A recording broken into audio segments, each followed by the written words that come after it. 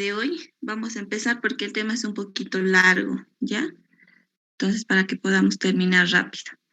Vamos a entrar en este otro acápite de la neumología que corresponde a a las pleuresías, que son las alteraciones que se van a producir o las patologías que se van a producir a nivel de la pleura, ¿no? Entonces, hoy vamos a hablar de lo que es el derrame pleural.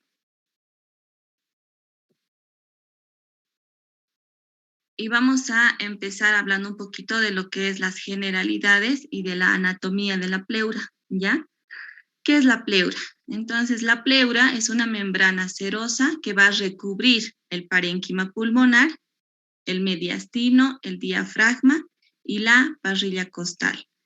La pleura se divide en dos, ¿ya? Una pleura visceral que va a ir a cubrir lo que es propiamente el pulmón en toda su totalidad, y la pleura parietal que va a estar en contacto con lo que es la parrilla costal. ¿Ya? Entre ambas hojas pleurales queda un espacio virtual. Este espacio virtual se denomina cavidad pleural, donde solo existe una pequeña cantidad de líquido pleural que actúa o que sirve para lubricar cuando nosotros hacemos los movimientos respiratorios. Entonces, es normal que nosotros en esta cavidad pleural podamos encontrar un líquido correspondiente más o menos menor a 15 ml, ¿no? Hasta esa cantidad podemos decir que es normal y que nos sirve para ir lubricando cuando nosotros hacemos los movimientos respiratorios, ¿ya? ¿Y qué es el derrame pleural? Entonces, el derrame pleural se va a constituir un acúmulo patológico de líquido en el espacio pleural. Cuando esta cantidad de líquido que habíamos hablado, que más o menos es 15 ml, va aumentando en la cavidad pleural, entonces ya nosotros lo denominamos o lo llamamos derrame pleural. Este derrame muchas veces va a ir a comprimir lo que es el pulmón y también las estructuras del corazón. Entonces, es importante que nosotros podamos diagnosticar rápido para poder actuar, porque ya cuando existe mucho líquido en la cavidad pleural, entonces compromete los grandes vasos del corazón y por ende va a llegar a comprometer lo que es la vida de nuestro paciente. Y aquí, como les había dicho, no esa poca cantidad de líquido que existe o de líquido pleural que existe en la cavidad pleural va a actuar como un lubricante entre las dos capas pleurales. Dentro de la etiología del derrame pleural existen múltiples causas. Entonces vamos a ir nominando algunas de ellas que son importantes.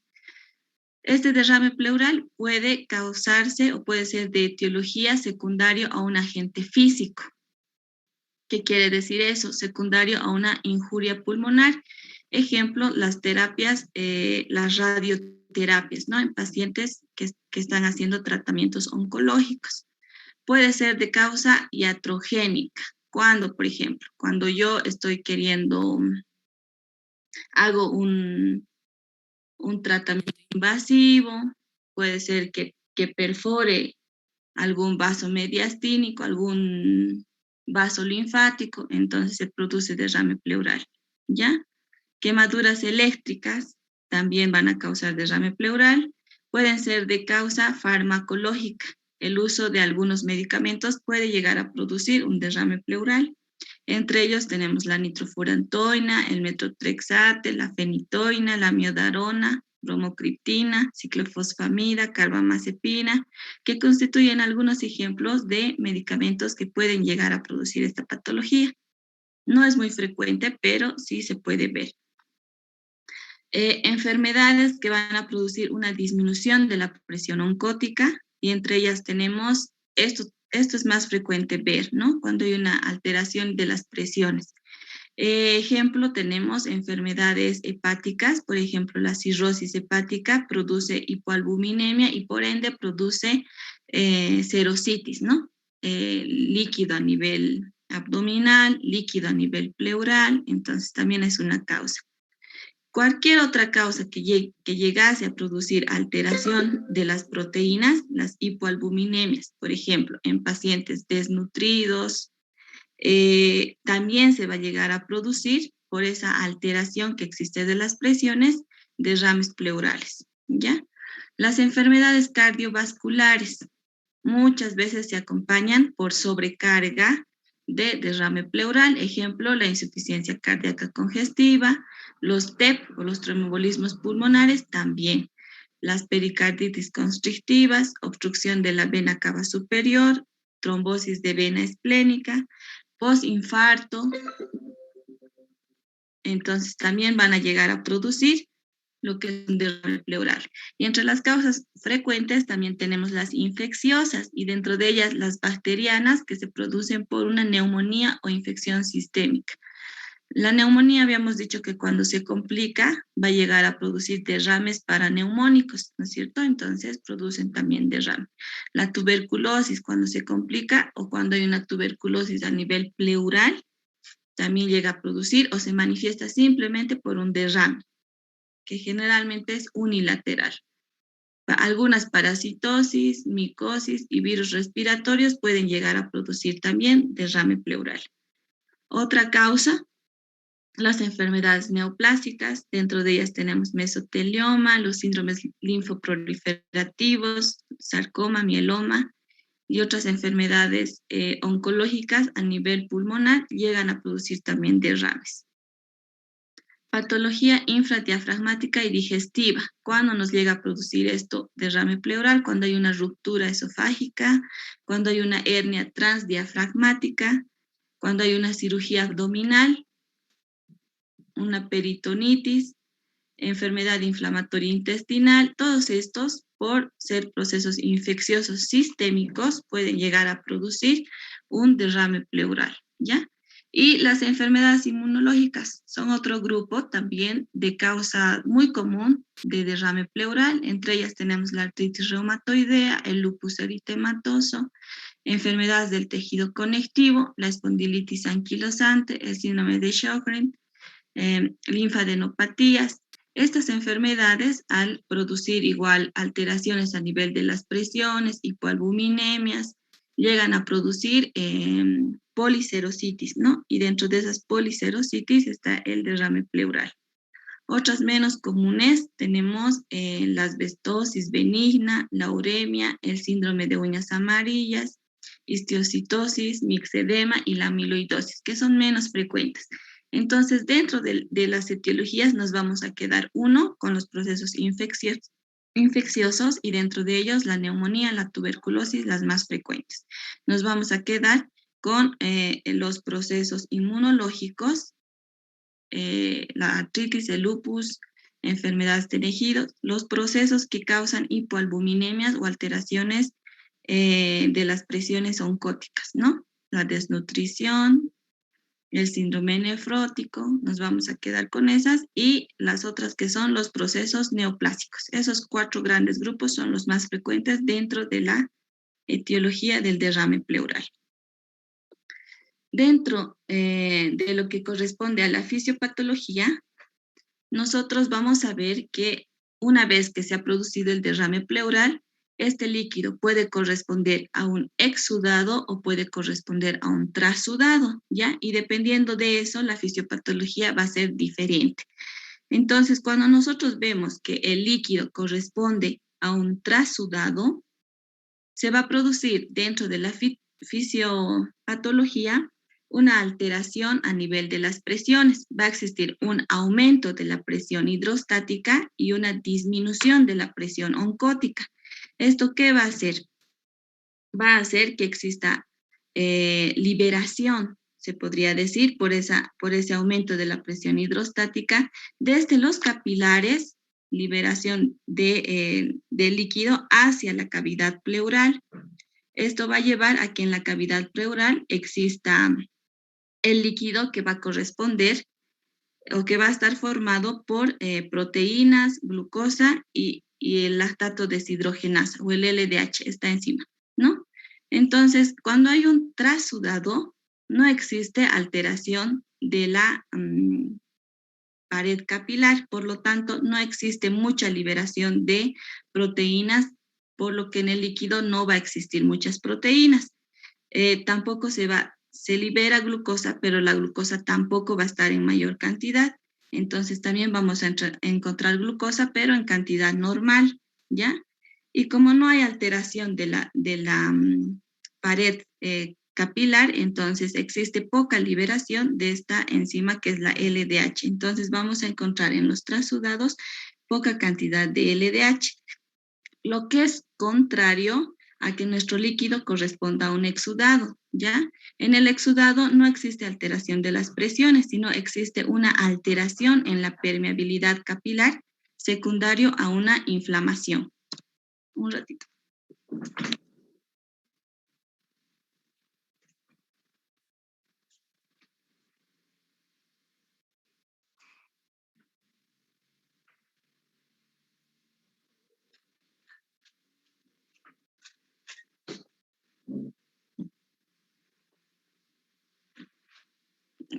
Ya. Entonces, como les decía, en el exudado el exudado se va a dar porque existe una alteración en la permeabilidad capilar por una inflamación a nivel local del pulmón, ¿ya? Entonces, como hay una alteración de la permeabilidad, esto va a hacer que se liberen desde los capilares proteínas, por eso es que vamos a encontrar aumento de las proteínas, va a haber aumento del LDH y aumento de la glucosa también. Esa alteración permeabilidad va a hacer que todas estas sustancias escapen con el líquido hacia la cavidad pleural. Entonces, eso es lo que nos va a diferenciar de un exudado a un trasudado, sobre todo las proteínas, que en el exudado se va a encontrar con mayor cantidad, ¿ya?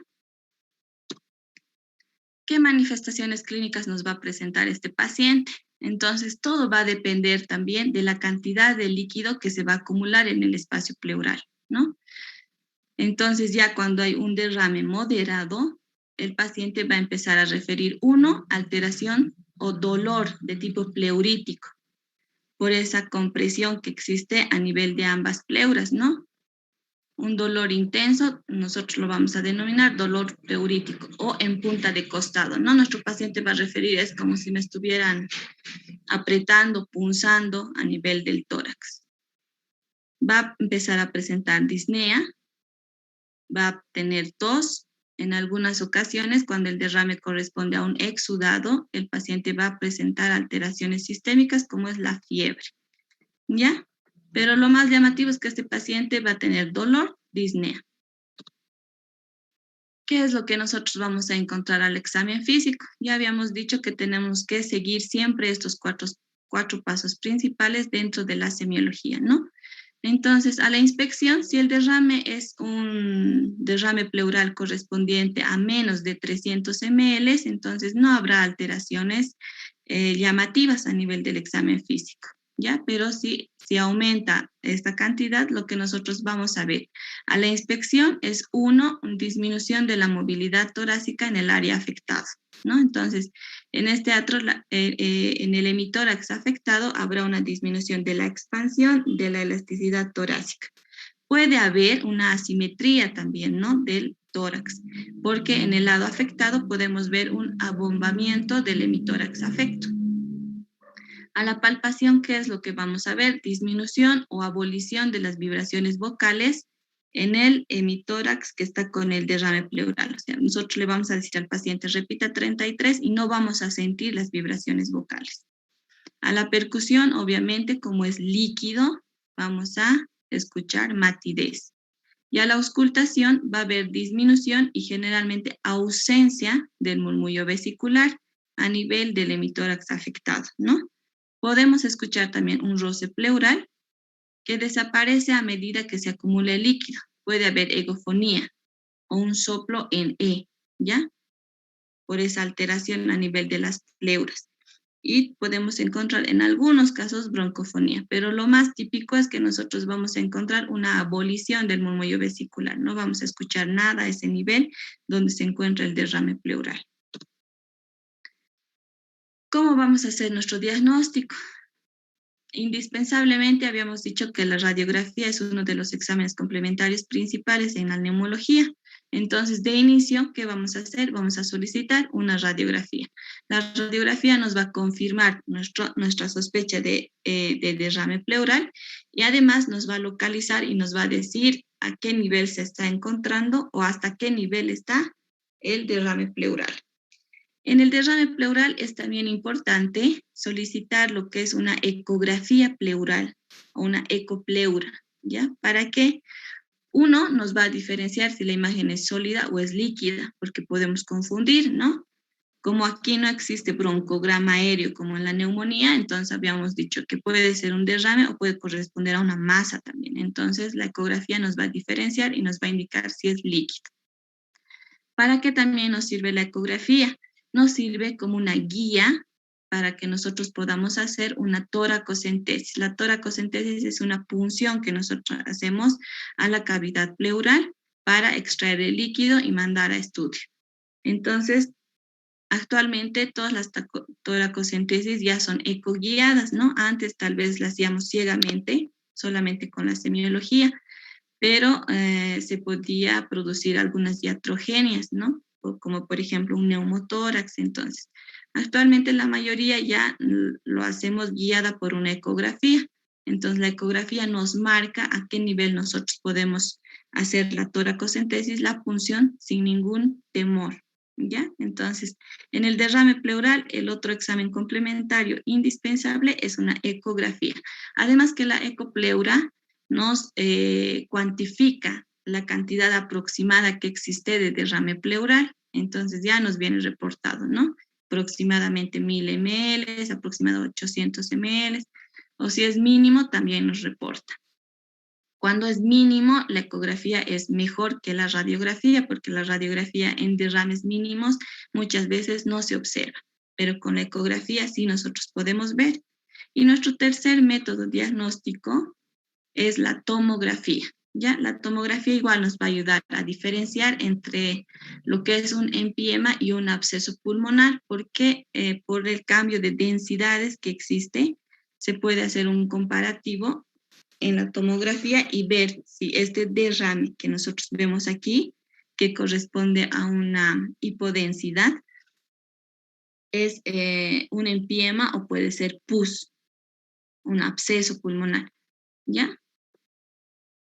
Entonces, esos tres métodos vamos a solicitar. La radiografía tiene que ser en proyección postero-anterior y también podemos hacer una lateral para comparar. El derrame pleural comienza a ser visible en la radiografía postero-anterior cuando la cantidad de líquido es mayor a 100 ml. Entonces, si nuestra cantidad de líquido es menor a esta, nosotros no vamos a poder observar en la radiografía.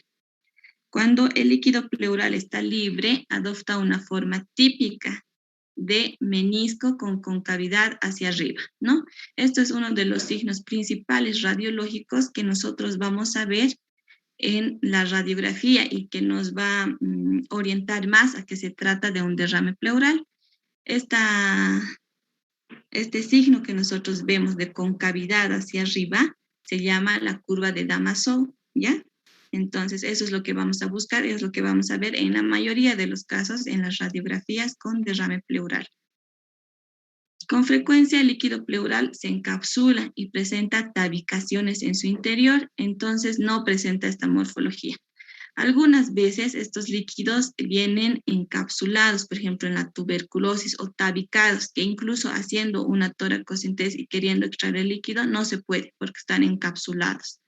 Entonces es en estas situaciones donde esta curva de Damasov no puede aparecer típicamente, ¿ya? Cuando el derrame pleural es severo, produce desplazamiento mediastínico. Obviamente, ¿no? Si el derrame pleural es masivo, va a ir comprimiendo a lo que es todo el pulmón y como les había dicho hace rato, ¿no? Desplaza lo que es la tráquea y desplaza las estructuras del mediastino. Y esto ya es una emergencia. Aquí vemos una radiografía postero-anterior en un paciente donde se observa un derrame pleural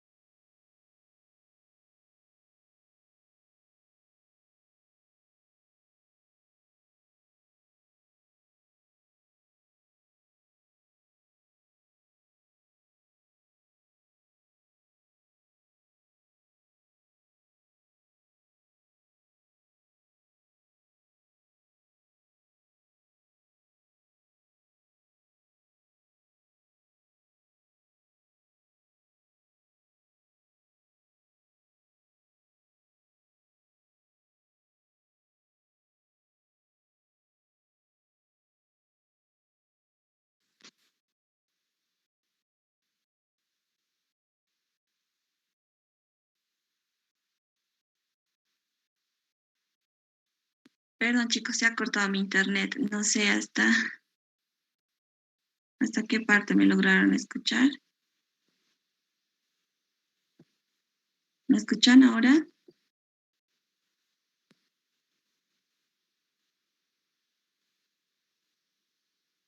Hola, ¿se escucha el audio? Sí, doctora, te escucha bien. Perdón, se ha cortado mi internet y ahora no puedo volver a entrar a las diapositivas.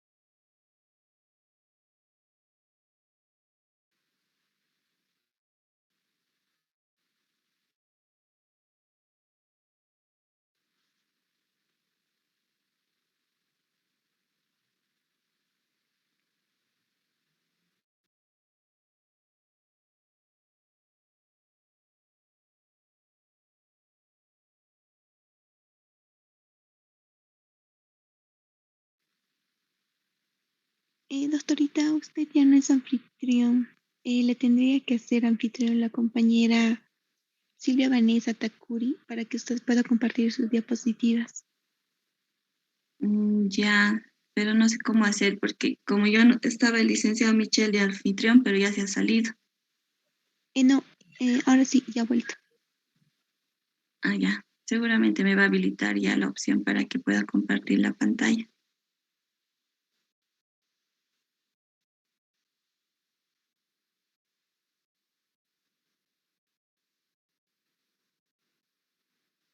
Esperemos un ratito, a ver.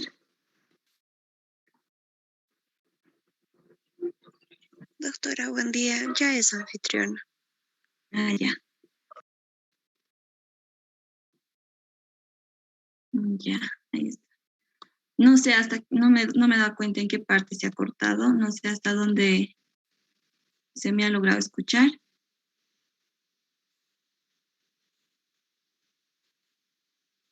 Métodos diagnósticos, ¿me han escuchado? No, doctora, estaba hablando de la pleura, doctorita.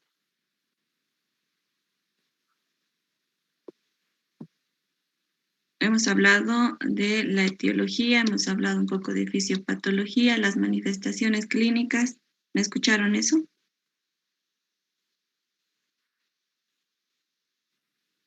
¿Se ha logrado escuchar?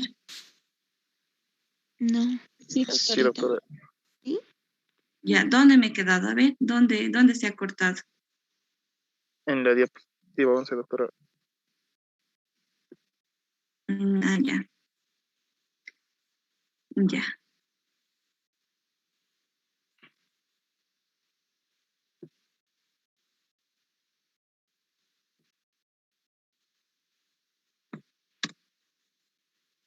Ya, entonces, como les había dicho, en la radiografía nosotros vamos a poder observar un derrame pleural cuando este es mayor a 100 ml.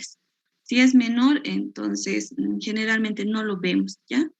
Y había indicado también que cuando el líquido pleural está libre, va a adoptar este signo radiológico que es muy típico del derrame pleural, que es una concavidad hacia arriba llamada la curva de Damasov. Con frecuencia el líquido pleural algunas veces está encapsulado o tiene tabicaciones, entonces en este caso es donde esta curva de Damasov no va a ser típica y va a desaparecer, ¿ya? Y cuando el derrame pleural es severo, les había dicho que produce un desplazamiento de todas las estructuras del mediastino, desplazamiento de la tráquea al lado contralateral y va a producir incluso una emergencia médica, ¿no? Esta es una radiografía PA de tórax. Aquí estamos viendo ese signo típico que les había dicho del derrame pleural, que corresponde a una concavidad con vista hacia arriba, correspondiente a la curva de Damasov. Entonces, en el derrame pleural vamos a ver una imagen radioopaca, sin broncograma aéreo, y con esta concavidad. Entonces nosotros vemos esta imagen y vamos a sospechar ya de que se trata de un derrame pleural, ¿no? Acompañado a la semiología anterior que ya habíamos mencionado que vamos a encontrar en los derrames pleurales. Aquí vemos un derrame pleural masivo que está abarcando casi todo el pulmón del lado derecho, ¿no? Entonces estos derrames masivos son los que van a llevar a desplazar las estructuras mediastínicas, desplazan la tráquea y son una emergencia. ¿Por qué? Porque el paciente entra en insuficiencia respiratoria y necesita urgente que se le drene, que se le saque todo este líquido mediante un drenaje pleural, ¿ya? Entonces, estas son las imágenes radiológicas que nosotros vamos a ver en el derrame pleural. En algunos grupos de práctica hemos tenido radiografías en las que sí hemos podido observar derrames pleurales, entonces también ya las hemos ido viendo, incluso les he indicado este signo de la curva de Damasov que nosotros encontramos, ¿no? La tomografía es más sensible que la radiografía, siempre, ¿no? Habíamos dicho que la tomografía hace cortes finos, milimetrados, entonces nos deja observar siempre mejor todas las estructuras, puesto que el derrame es visible con una mínima cantidad de líquido. En la tomografía es donde nosotros vamos a ver derrames pleurales mínimos, ¿ya? Su realización tiene especial interés en los casos encapsulados, para delimitar una patología pulmonar asociada al derrame y para detectar posibles implantes neoplásicos en el estudio, sospechosos de malignidad.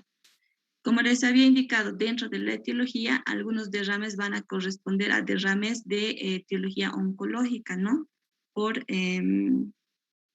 cáncer a nivel pulmonar. Entonces, en este caso, aparte de que nosotros veamos el derrame, vamos a ver alteraciones ya o infartos ganglionares a nivel del mediastino. Entonces, en la tomografía vamos a poder observar eso, que nos va a ayudar a que tal vez este derrame pleural corresponda a una etiología oncológica. En este último caso se puede usar como guía para la biopsia también. Entonces, si hay una sospecha de que ese derrame pleural es un derrame secundario a un cáncer, entonces nos puede guiar para realizar una biopsia. También vamos a ver que en los derrames pleurales de etiología oncológica, además va a existir un engrosamiento a nivel de la pleura.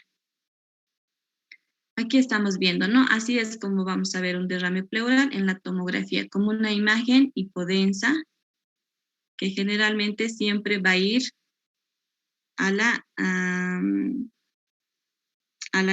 parte inferior y se va a ir delimitando así. Aquí también, como ustedes ven, va a ir formando una curva, ¿no?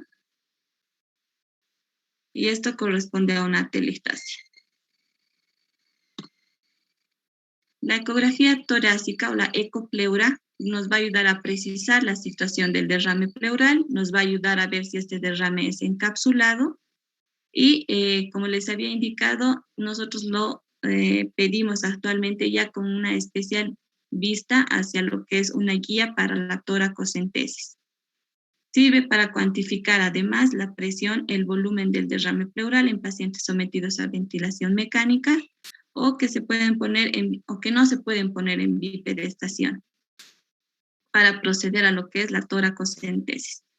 También nos va a distinguir entre si es un derrame, si es líquido o solamente corresponde a un engrosamiento pleural. Esto es generalmente en los derrames mínimos, ¿no? Que nosotros podemos confundir. Entonces lo vamos a dividir en tres. El derrame pleural puede ser mínimo, moderado o puede ser masivo. Mínimo cuando este líquido llega hasta 350 ml. Moderado cuando este líquido ya corresponde entre 350 a 1500 ml de líquido pleural. Y masivo cuando ya este derrame es mayor a 1500 ml, ¿ya? Entonces, este moderado y el masivo obviamente van a necesitar que se les coloque un drenaje pleural mediante un tubo de avenamiento pleural, ¿ya? El diagnóstico etiológico lo vamos a realizar mediante una toracocentesis. Ya les había indicado, la toracocentesis es la punción que se va a hacer a la cavidad pleural para extraer el líquido. Las principales contraindicaciones para realizar este procedimiento, ¿cuáles van a ser? Entonces yo tengo que fijarme que mi paciente no esté con estas contraindicaciones antes de realizar una toracocentesis. Hay que ver lo que es el coagulograma, ¿no? Si mi paciente está con alteración severa de la coagulación y una trombocitopenia menor a 50.000, no le puedo realizar toracocentesis. ¿Por qué? Si hay alteraciones de la coagulación y las plaquetas están bajas, yo punzo ese pulmón y puedo lesionar alguna estructura, un vaso. Entonces, si hay alteraciones de la coagulación, ese paciente me va a sangrar, ¿no? Y puedo producir una iatrogenia.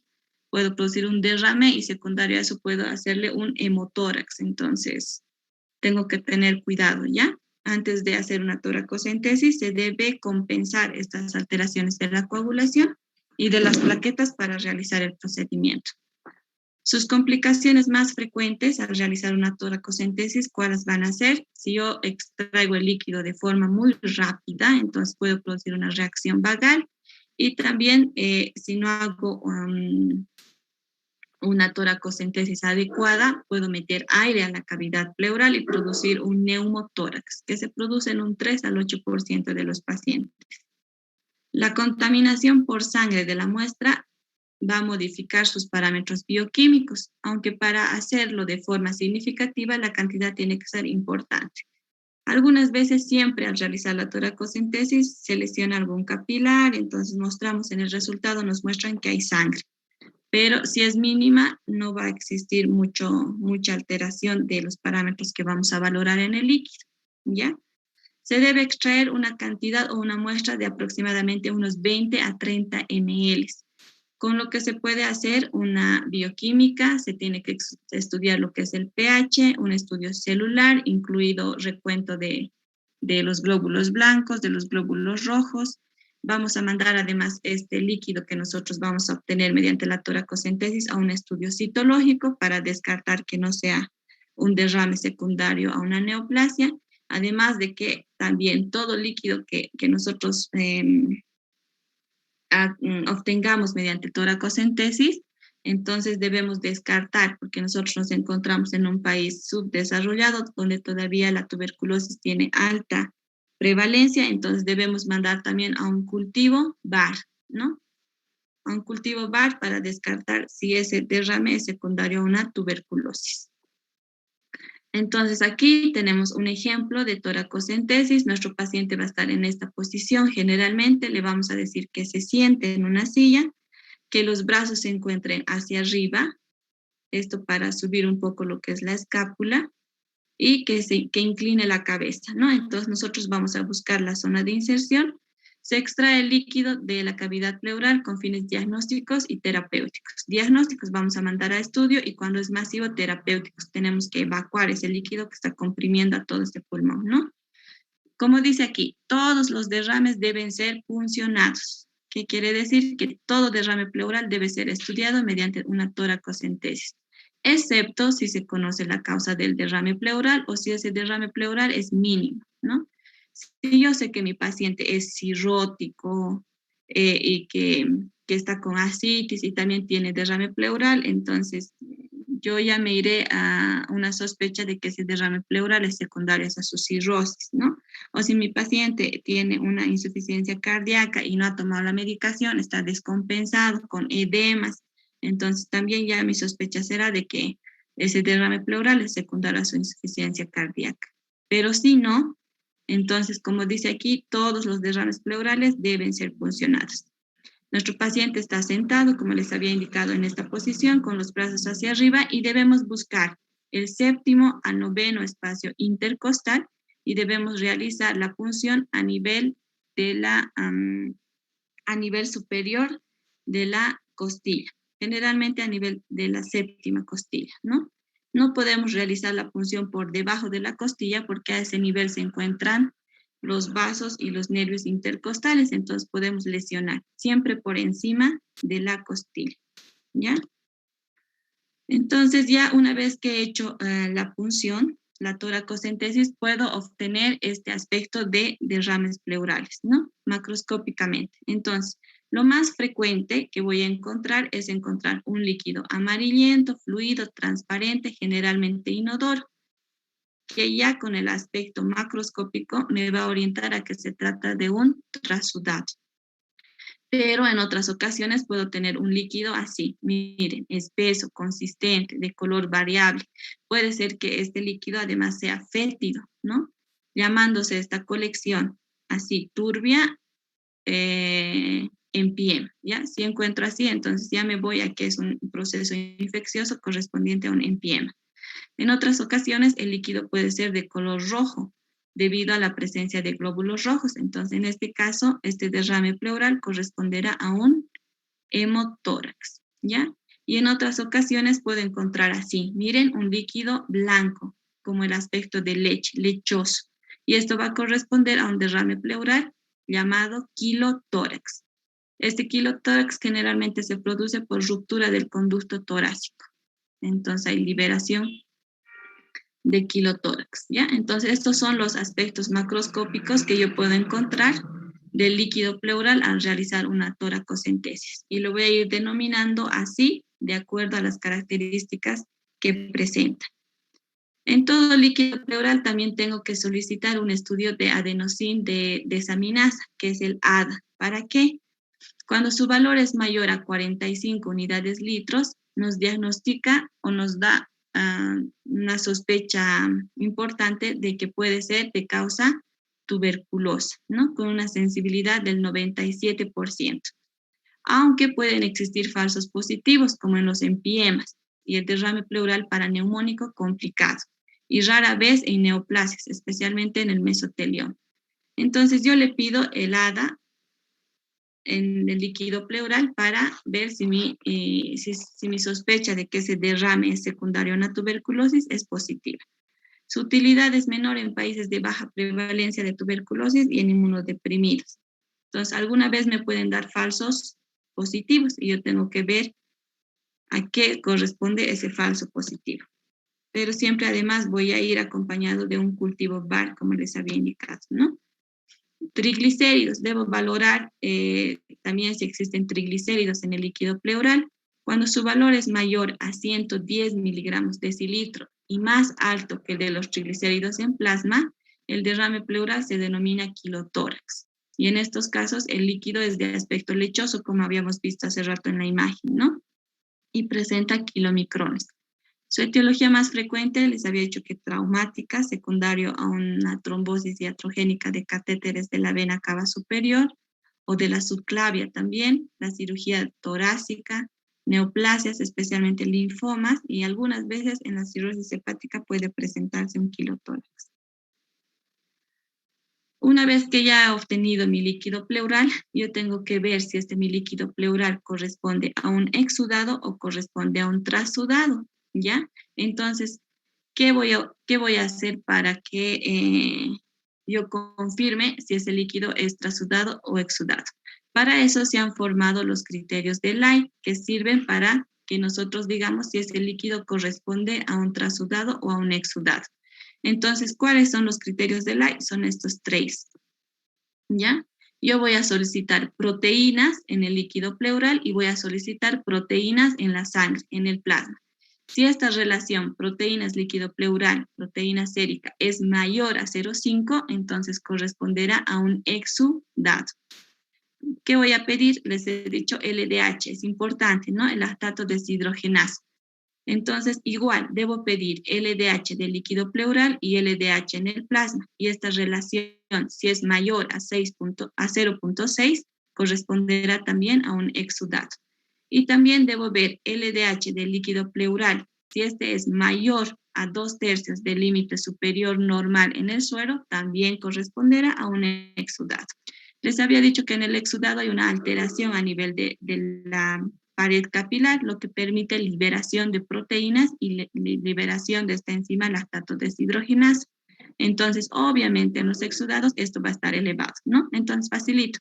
Si las proteínas, si el LDH es mayor en el líquido pleural que en la sangre, entonces ya estamos hablando de que se corresponde a un exudato.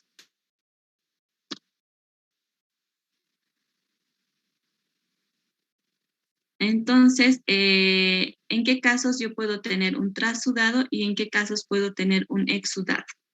Un trasudado generalmente lo vamos a ver en la insuficiencia cardíaca, en el síndrome nefrótico, en la cirrosis hepática, en trastornos de las proteínas, hipoalbuminemias, en pacientes que hacen diálisis peritoneal, en el mixedema. Vamos a ver lo que es un trasudado. Los trasudados son la causa más frecuente de derrame pleural, es bajo en proteínas, la pleura está normal en este tipo de derrame, al igual que la permeabilidad de los capilares. No hay lesión pleural ni pulmonar.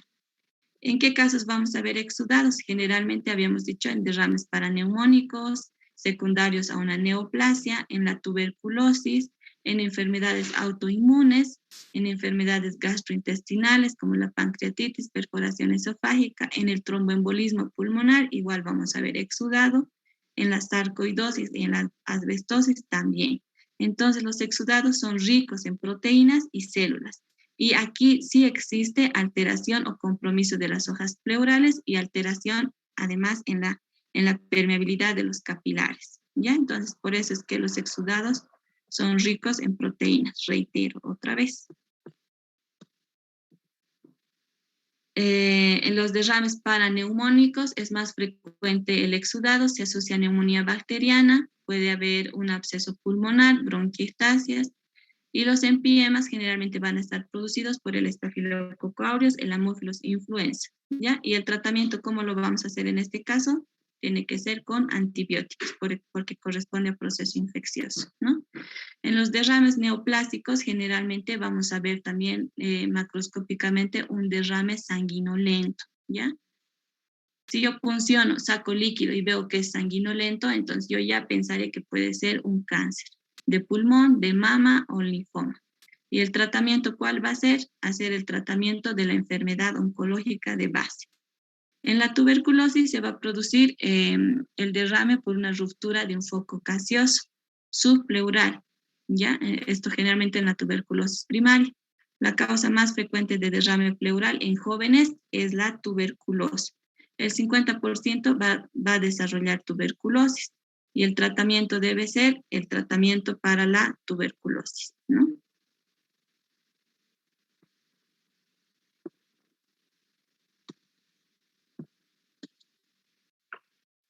¿Qué otros estudios vamos a solicitar en ese líquido? Vamos a solicitar también un cultivo. Se debe realizar cuando se supone etiología infecciosa. Obviamente, ¿no? Si es un derrame secundario a una infección, yo tengo que mandar un cultivo para que nos determinen el germen y nos determinen además sensibilidad antibiótica para ver si he iniciado un buen esquema de tratamiento. Los cultivos son positivos en más del 50% de los derrames pleurales paraneumónicos complicados y en los empiemas también. Los gérmenes aislados son bacterias aeróbicas gram positivas como el Streptococcus pneumoniae, el Staphylococcus aureus. Este último, después de traumatismos o procedimientos quirúrgicos, va a aparecer más frecuentemente. Y bacilos gram negativos podemos encontrar en los cultivos como el Haemophilus influenza, la E. coli, las pseudomonas. Si se sospecha tuberculosis, se debe pedir un cultivo específico, ¿no? Que es el cultivo BAR.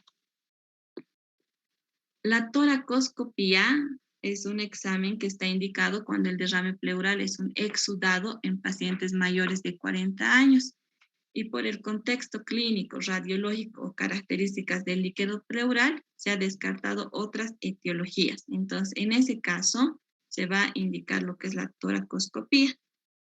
En este grupo de pacientes, si el derrame pleural es masivo y el líquido pleural cero hemático, la probabilidad de malignidad es muy alta y estaría especialmente indicada como primera prueba diagnóstica. Su sensibilidad en el derrame pleural maligno es mayor, miren, como pueden ver, es mayor al 90%, alto, ¿no? Aumenta si se asocia a una citología. Se debe realizar una radiografía de control. Esto es bien importante, ¿ya? Una vez que nosotros hemos hecho el drenaje del líquido pleural, la toracocentesis, entonces es bien importante, posterior a ello, siempre solicitar una radiografía de control. ¿Para qué? Para hacer un comparativo y ver si se ha evacuado totalmente el derrame, ver si no se ha producido iatrogenia, porque puede producirse neumotórax, les he indicado. Entonces, ver si no hemos producido un neumotórax, ver si se ha evacuado en su totalidad o si es que ha quedado, entonces siempre después de hacer el drenaje vamos a hacer una radiografía de control. Si es un trasudado, el tratamiento específico va a ser dirigido a la enfermedad de base que le está produciendo ese trasudado, ¿no? En caso de que el derrame pleural sea importante y produzca disnea, se debe hacer siempre una toracocentesis evacuadora total. La evacuación del derrame se debe realizar con mucha lentitud para evitar un edema pulmonar ex vacuo. Haciéndolo de esta forma, se puede evacuar hasta 1500 cc de líquido sin complicaciones y sin necesidad de medir la presión intrapleural.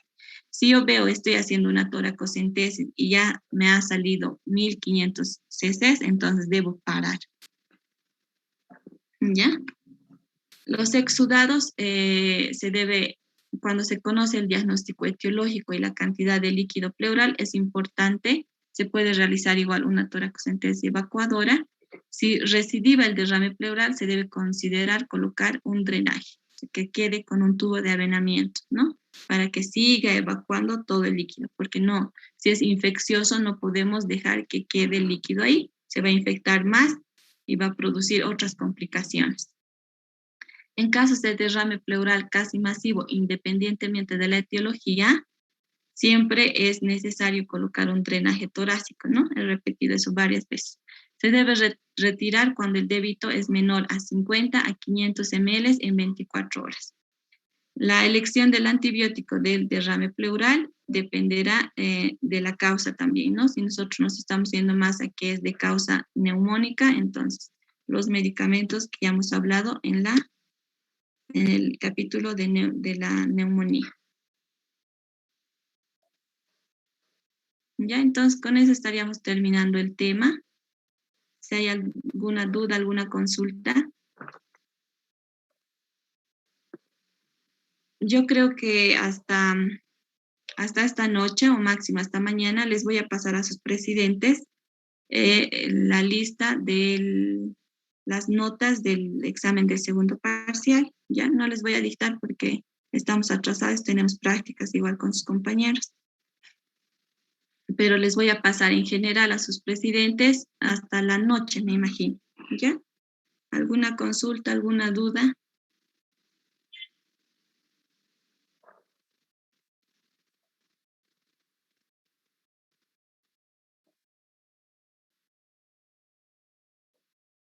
Por favor, háblenles a sus compañeros que asistan a las clases. Ya no tenemos muchas clases, no nos falta mucho por avanzar. Acabamos lo que son las pleuresías y vamos a hacer un poquito de neumonía por COVID y estaríamos terminando en realidad para entrar a lo que es el tercer parcial. ¿Ya? ¿Hay alguna duda? Doctora, buenos días. Buen día. Doctora, no sé si pudiera pasarle también las notas de primer parcial, porque algunos no pudimos entrar cuando dictó las notas. Por favor, doctora, eso quería pedirle. Ya. Les voy a pasar entonces a sus presidentes la nota del primer y del segundo parcial, para que ustedes ya vayan viendo más o menos cuánto tienen y puedan prepararse para lo que es el tercer parcial. ¿Ya? Muchas gracias, doctora. Ya. ¿Alguna consulta más?